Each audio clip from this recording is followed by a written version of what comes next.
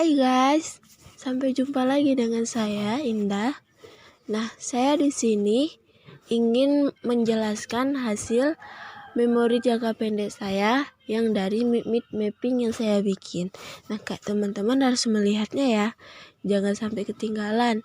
Tapi sebelum mendengar dan melihat video saya, teman-teman harus nge-like nih, harus subscribe, harus disimpan video saya karena rugi loh kalau nggak simpan video saya.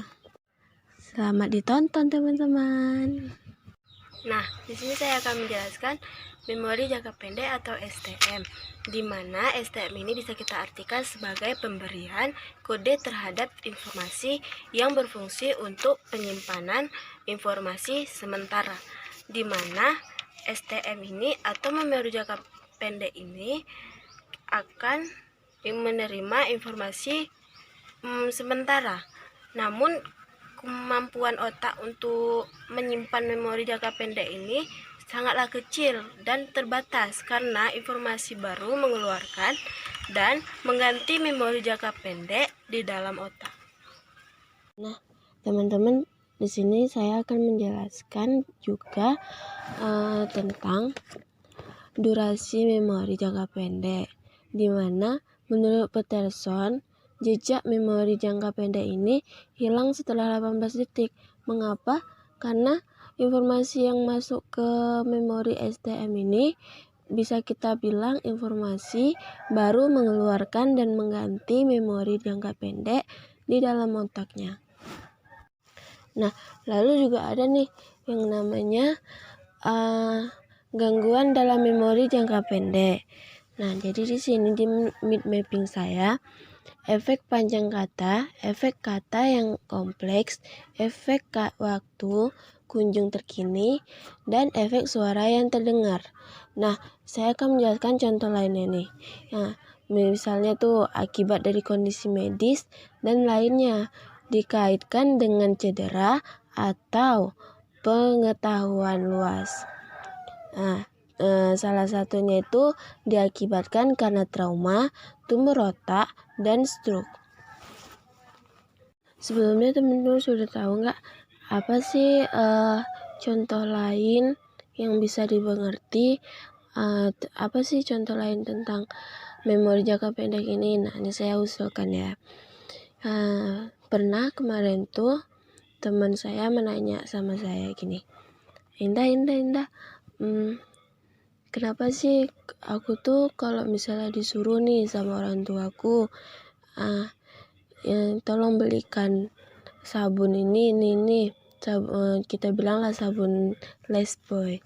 Nah, lalu 2 minggu kemudian atau sebulan kemudian, lalu saya disuruh beli barang yang sama, tapi saya lupa. Kenapa ya? Apa itu memang dimaksud dengan jangka pendek? Ya, itu termasuk dengan jangka pendek karena jangka pendek, memori jangka pendek ini dia berdurasi memori jangka pendek hilang setelah 18 detik. Nah, itu menurut si Peterson.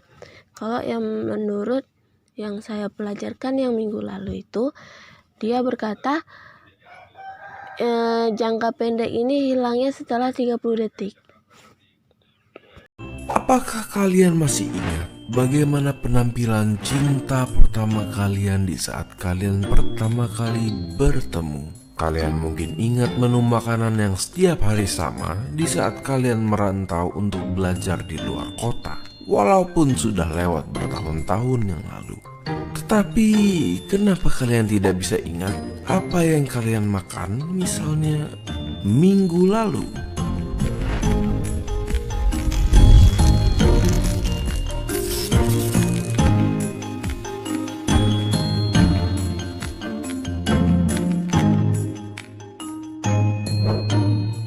Terdapat 2 tipe memori atau ingatan, short term atau jangka pendek dan long term atau jangka panjang.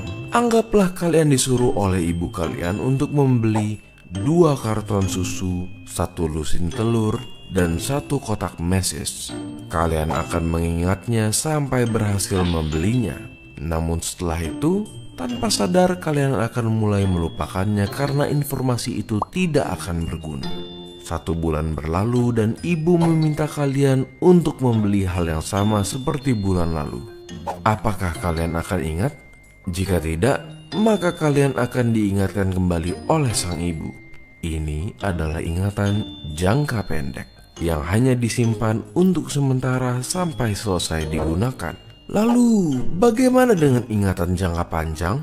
Ingatan jangka panjang hanyalah ingatan jangka pendek yang telah melalui proses bernama konsolidasi di dalam otak. Jika kalian diminta oleh ibu kalian untuk membeli belanjaan yang sama setiap bulannya, lama-kelamaan kalian akan ingat sampai-sampai kalian akan pergi membeli belanjaan tersebut tanpa diminta. Perbedaan antara ingatan jangka pendek dan jangka panjang bukan hanya terletak pada kegunaannya, tetapi juga di penyimpanannya.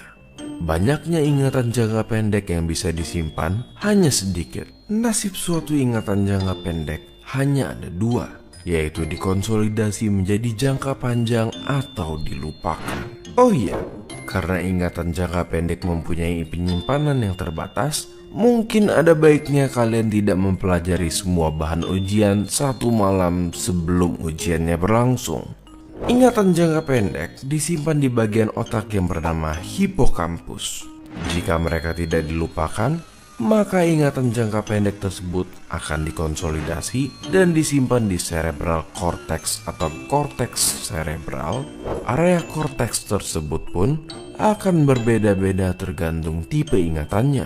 Jika kalian mengingat wujud seseorang, maka akan disimpan di visual cortex.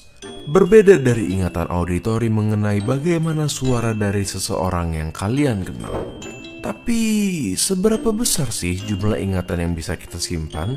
Walaupun tidak tepat, otak kita bisa menyimpan informasi sebanyak kira-kira 2,5 petabyte atau 1 juta gigabyte, sekitar 3 juta jam sinetron. Bagaimana menurut kalian? Hebat bukan? Bagikan video ini ke teman kalian agar mereka bisa mengetahuinya juga. Jangan lupa untuk subscribe demi mendukung keberlangsungan channel ini. Jika ada topik yang kalian ingin kami bahas, kalian bisa tulis di kolom komentar untuk kami lihat. Terima kasih dan sampai ketemu di video berikutnya.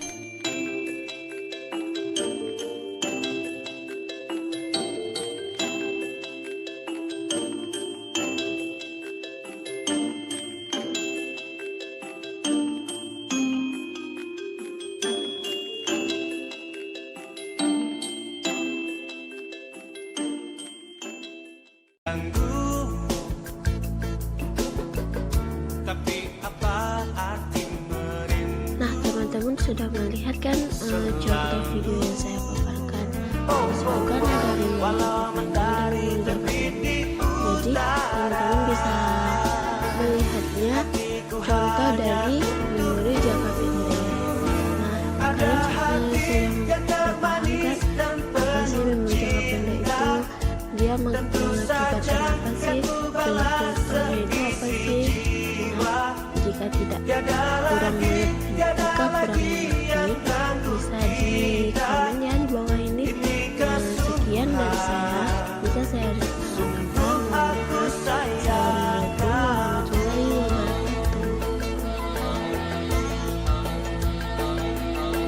Jadi bukan ku ingin mengganggumu, tapi apa